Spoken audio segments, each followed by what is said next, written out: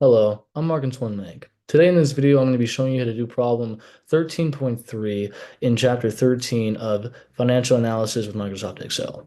Our problem starts off with Monroe's Manufacturing is considering two potential investments. Each project will cost about $115,000 and have an expected life of 5 years. The CFO has estimated the probability distributions for each of the project's cash flows shown in the following table. As you can see, we have three different probabilities, two different projects for the cash flows. The company believes that the probability distributions apply to each year of the 5 years of the project's lives. Monroe's Manufacturing uses the risk-adjusted discount rate technique to evaluate potential investments. As a guide for assigning the risk premiums, the CFO has put together the following table based on the coefficient of variations. Right, we have starting with 0.00 all the way down to 0.50 with its corresponding risk premiums, with the lowest being negative 1.3% and the highest being 2% added on, depending on their coefficients. We have four questions we're asked. The first is calculating the expected cash flow standard deviation coefficient of variation for each project. The second is if the firm's weighted average cost of capital, which is the firm's required return, for the average risk project is 10%, what is the appropriate risk-adjusted discount rate for each project? We have to use the VLOOKUP function to calculate this project's weighted average cost of capital. And then using the appropriate discount rates, calculate the payback period, discounted payback period, NPV, probability index, internal rate of return, and modified internal rate of return for each project. Finally, we have to choose if the projects are mutually exclusive, which should we accept, and what if they're independent. All right. So starting off, we have to create a new spreadsheet on Excel. What I'm gonna do is I'm gonna split my screen halfway so it's easier to enter the information that is shown in these tables. So first, we're gonna go up to column B. We're gonna write potential cash flows. What we're going to do is we're going to take column B and C, and for alignment, we're going to go up here, go to center across selection so that when we're entering the project cash flows, it's right above them. In A2, we're going to write the probability. We're going to go 0.30 for 30%, 0.40 for 40%, and 0.30 again for 30%. Then over here, we're going to write project 1. And for project 1, we have 21,600. For project 2, we have 42,126. And for project 3, we have 53,591. For project 2, what we have is we have 13,500, 40,500, and then 67,890. And we're just going to change the formats a little bit. We're going to do bolding on both of these, just so it looks nicer. We're also going to put these in percentage up here in number. And then for these guys, we are going to go same up here and do currency format. And we're going to reduce the number of decimals so it matches. So what they want us to find out first in A7, let's write expected cash flow. And then we're going to go variance. And then standard deviation. And finally, coefficient of variation. All right, now we're going to go up here and adjust the width of column A just so it fits. So the expected cash flow is what we expect to come from outflows and inflows of this project. And the way we find this, essentially, we are going to take the probabilities and multiply them by their corresponding cash flows for project 1s and 2s, and then we're going to add them together. Now in Excel, we're going to use the function sum product, which is easy because all we have to do is take the probabilities right here, A3 through A5, comma, and we're going to take the cash flows from B3 to B5. And what we're going to do also, if we highlight A3 to A5, we're going to Command T on Mac and F4 on Windows so that when we drag this function across the project 2, the probabilities will stay in place. All right, we're going to close our function, and you see we get 39,407. Let's drag that across, and then we'll get 40,617. Great. All right, and if we go up here to Command 1, and we're going to go to number again, and we're going to change the format a little bit, just so it looks nicer. Okay, so right now for variance, what variance is that it measures how the project's possible cash flows deviate from this expected cash flow we just calculated. We're going to use the sum product once again, and we're once again going to highlight the probabilities. And then what we're going to do is we're going to add parentheses, and we're going to highlight the cash flows, and we're going to subtract that by the expected cash flows, and then we're going to square it. And don't forget to once again Command T Boom. We get 158 million. So we drag it across and we get 443 million. Now, for variance, anything over 400 million is considered high, anything under 20 million is considered low. So right now we see that project two has a little bit of riskiness to it. All right, we're gonna go up here, copy the format, drag it down here just so it looks nice again. We're gonna adjust the width a little bit right here. Perfect. All right, standard deviation. What standard deviation is, it just expresses the risk in the same units as the cash flows. A high would be over 20,000 and a low would be under 5,000. And it's real simple. All we do is we just enter the function SQRT, which is the square root, take the square root of the variance. Boom, done. Let's change these decimals so there's not too many. Drag it over. Perfect. And we're going to do the format once again. And so as you can see, we have 12,587 and then 21,065. So again, project two is risky. Now for the coefficient of variation, what we have to do for this, if we go down to the first question, right, we have to see what the risk relative to return is. So the way we are going to do that is we're going to essentially just take our standard deviation right here and divide it by our expected cash flows. Drag it over, and then once again, reduce the number of decimals. And you get 0.32 for project one, 0.52 for project two. Project two, once again, has more risk. So now what we're going to do is we're going to go up here and we're going to enter this information over here in E. So in E1, we're going to type coefficient of variation. And then we're going to put down 0.00, 0.20, 0.30, 0.40, and 0.50. All right, let's adjust the width of that. Now what we're going to do is we're going to go to F1 and just enter the risk premium. So first we have negative 0.013. Then we have, oh, excuse me, we have to write risk premium first. Boom, just the width. Negative 0.013 in F2, 0.00 in F3, 0.05. Then we got 0.015 for that one. And then we have 0.02 for that. Perfect. All right, so now let's just adjust these a little bit. We're going to add one decimal point here so it matches. All right, and now we're going to go up here, put in percentage, and adjust right there. So see, we got negative 1.3. This one came out a little funky, so we're going to change that one more time. We're going to go 0.5%. Perfect. All right, matches great. Now it says our average risk weighted average cost of capital is 10%. So we're going to put that right down here in E8. So we're going to do average risk WACC. So what that's going to be is 10%. So we're going to go 0.10. Boom. Perfect. All right. So now the question is asking us is they want us to find our risk premium and our risk adjusted discount rate.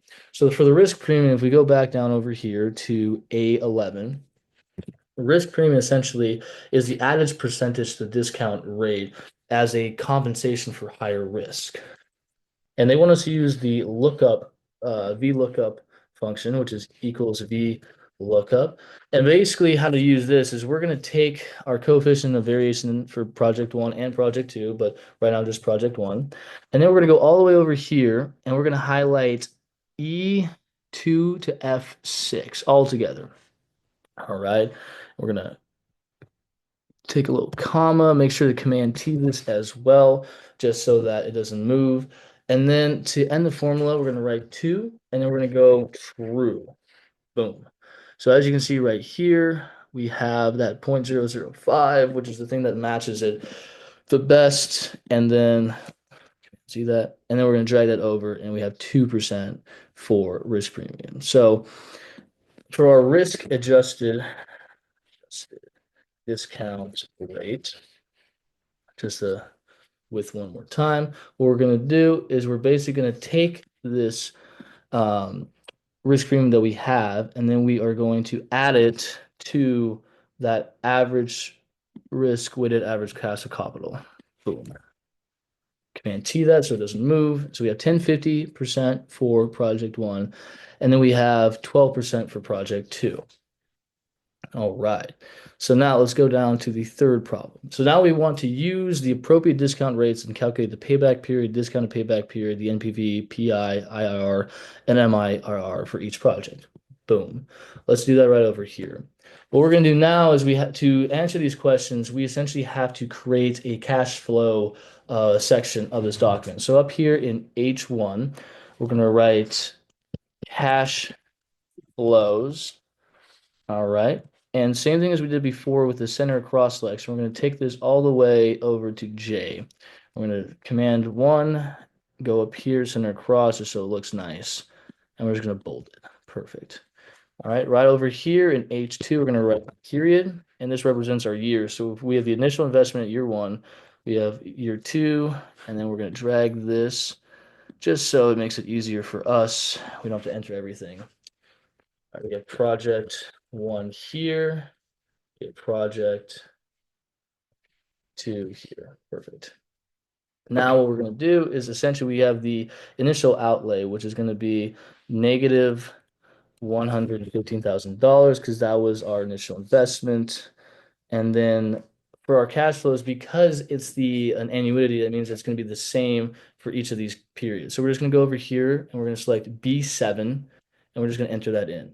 And we're going to go up here and we're going to Command T this so it doesn't move. And we're going to drag this all the way down to year 5. So it's going to be the same for every single year. Perfect. All right. And we're going to do the same thing for project 2. Initial investment is $115,000. And then we're going to equal this. Come back here, Command T it, and then we're going to drag this down. Perfect. We're just going to copy the format, make sure everything is the same. Boom. And perfect. All right, sweet. So let's go down here to H10, and let's just start writing what we need to calculate. We need to calculate the payback period, the discount payback period, the NPV, the probability index, the internal rate of return, and finally the MIRR, which is the modified internal rate of return.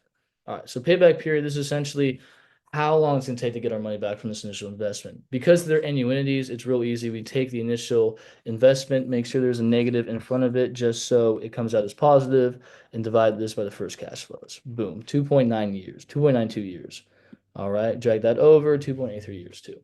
Now, the only problem with payback period is that it doesn't account for time value of money because the money that we have in year one, for example, this $39,000 is not going to be what we have in year 5, right? Money decreases over time. So now we have to do is we have to do a discounted cash flows section. All right, just write that in K1. Let's drag this over to L. And once again, we're going to center across selection. All right, so let's just select these two and bring these guys over here. Actually, just copy that. Perfect. All right. So what we're going to do is these guys will stay the same because they are our initial investments. But now to calculate the discounted cash flows, we have to take the present value of each of these sections. So what we're going to do is we're going to take the PV function, and for our rate for project 1, it's 10.5, right? All the way in B12. And what we want to do is when we Command T this, we're going to Command T this twice so that it won't move side to side, or it won't move down, it'll just move side to side when we drag the function over. Now we take H4, which is going to be our period, and we start in period 1, and we're going to basically Command T this 3 times. So now instead of it going across, it's only going to go down when we drag the function over.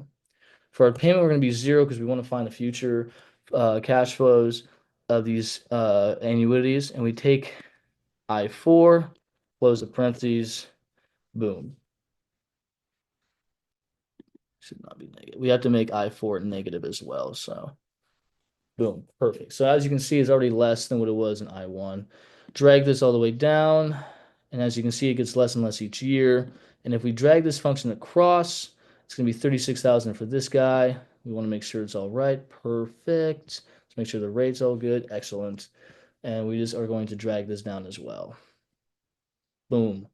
Perfect. All right, so now we can calculate discounted payback period. And the way to do this is we want to look at our discounted cash flows and see when out of these years will this initial investment be repaid. So if we can see, if we add up these three, it won't quite be 115,000, but by the time we hit year four, it'll be well overpaid. So it's somewhere between year three and year four. So what we're going to do is we're going to go over here and we're going to enter the function 3 plus, and we're going to go in parentheses. We're going to write ABS for absolute value just so we can get this negative out of the way for the initial investment. And then what we're going to do is we're going to subtract the sum of K4 to K6. All right, double parentheses that, and then we're going to divide by K7, which is going to be the year that's it's all repaid. And as you can see, if we subdue the years, we have a discounted payback period right there. Perfect. So let's drag this across and see what we get for project two. Oh, okay, so discounted payback period is the same. We want to double check that. Awesome. That's perfect. All right, so now we can calculate the NPV. All right, so the NPV essentially is the PV of all future cash inflows minus the initial investment. So for this one, it's a little bit tricky. All we have to do is enter the function, but we want to make sure that for our rate, we command T it twice once again, not that one. Right there, perfect. We want to command T this twice. And then what we're going to do is we're going to go from I4 because we can use the annuities to I8. All right, we're going to end parentheses here, and then we're going to subtract, or we're going to add our I3 since it's already an outflow, so it's negative. And we get this big number. Let's reduce this. Perfect. We can reduce the size of that. All right, this is great. So now we can just show this on over, and we see that the NPV for this is going to be 31,000, so it's less. All right. And so now what that shows us too is that they're both positive, so they both add value. But now we want to do the probability index. And what the probability index is, it's like the ratio of the PV of the future cash flows to the initial investment. Anything over 1.3 is really good. So to do this, what we're going to do is we're going to take I12, which is our NPV, and we're going to subtract I3, which is our initial investment. And then we're going to divide by a negative I3 just so we can get the negative out of the way. And we'll get 1.28, which is going to be our probability index. So it's a little less than 1.3, but still really good. And we see that the NP or the PI for project two is 1.27, a little less. For the IRR, it's real simple. All we have to do is we take I3 to I8, right? We have to enter the function IRR, boom, close it, and we have 21%. All right, that's good. For IRR, anything over 20% is high, anything below 10% is low. Both these guys are high. And then finally for our modified IRR, which essentially is a more like realistic as it assumes reinvestment at firm's cost of capital and it uses separate financial rates. It's a little bit complicated of a formula, but what we're going to do is we're going to take this mirror function. We're going to go from I3 to I8. And then for our finance rate, we're going to use both our risk adjusted discount rate for both of them. And then we're going to punch that in. It's going to be 16%. Let's get two decimals out here just so we can get a little bit clearer review. Finally, we get 17.54%. All right, perfect. So we have all the information done for these. So now what we're going to do is I'm going to bring this out a little bit so we can just get this a little bit more nice. We're going to take all of this. And now we're just basically making it look nice for the presentation. Over here, we go Command 1. We're going to fill in a little border right here. And then we're going to also fill in a little background so we can differentiate the titles. Don't forget to bold these.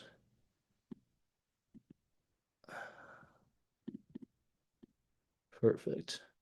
All right. And then now we're going to bold these as well, just because this is what we were solving. And then finally, if we just take all of these, we're going to add our own little grid lines.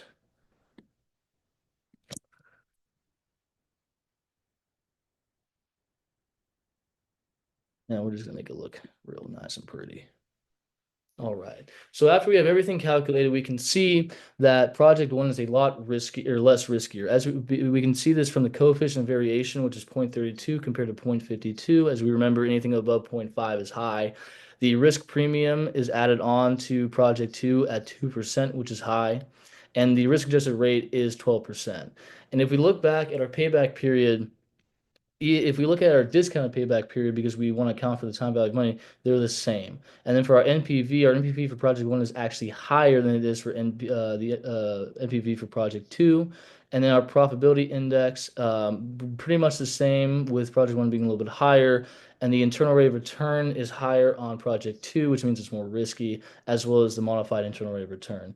If these projects were mutually exclusive, we would want to do project one. And this is just because it's less risky. We have a higher NPV, and the profitability index, the discount payback period are the same. And if they were independent and we could choose both, we'd want to do them because they both add value. But it just depends on how risk adverse our firm and clients are. So with that being said, I hope you enjoyed this video. I hope that you were able to follow along. And the last thing what we're going to do, if we wanted to print this out, we are going just to make certain sections of this data point centerized so that it just looks nice underneath the titles. And we're going to keep these the format they are, just because the titles of what we were solving are pretty long, and so we want to have one to the left center, one to the right center, as you can see right here and here. All right. Thank you very much for your time, and take care.